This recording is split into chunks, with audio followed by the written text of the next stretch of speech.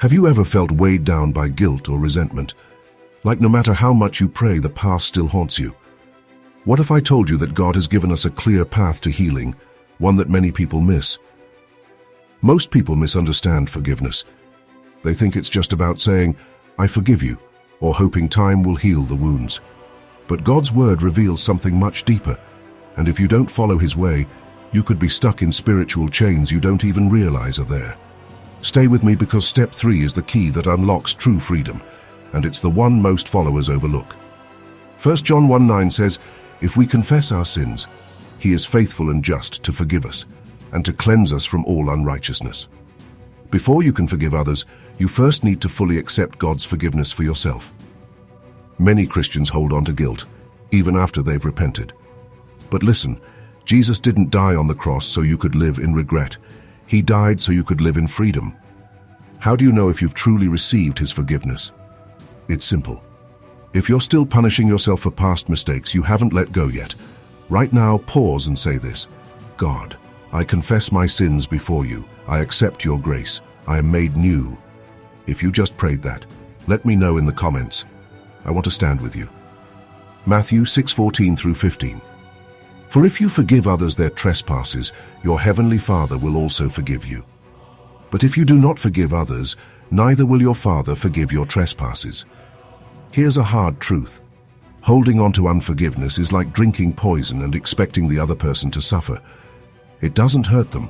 It only damages you. But here's what most people don't realize. Forgiveness isn't about excusing what happened. It's about freeing yourself from the control that pain has over you. Think of someone you've struggled to forgive. Now whisper their name and say, "Lord, I release them to you. I choose to forgive, even if I don't feel it yet." That's the first step toward healing. Forgiveness is a journey. Who in your life do you need to release today? Drop a word in the comments and I'll be praying over everyone who responds. Step 3. Walk in new freedom daily. Colossians 3:13. Bear with each other and forgive one another if any of you has a grievance against someone. Forgive as the Lord forgave you. This is where most people stop. They confess, they forgive, but then they go right back to old mindsets. They let bitterness creep back in. But forgiveness isn't just a one-time event, it's a daily decision. So how do you make sure you don't fall back into anger, resentment, or guilt? Pray for the person who hurt you.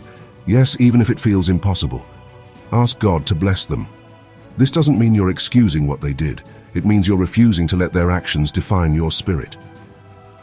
In conclusion, forgiveness isn't weakness. It's the most powerful act of faith you can walk in. My favorite step? Step 3, walking in freedom daily. Because the moment you start praying for those who hurt you, you know the enemy has lost his grip on you. Which step hit home for you the most? Let me know in the comments. I want to hear your story.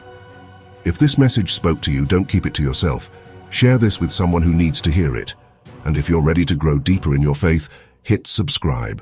We're on this journey together. Now that you've learned how to forgive, it's time to learn how to hear God's voice clearly. Don't miss this next video. It will change the way you pray.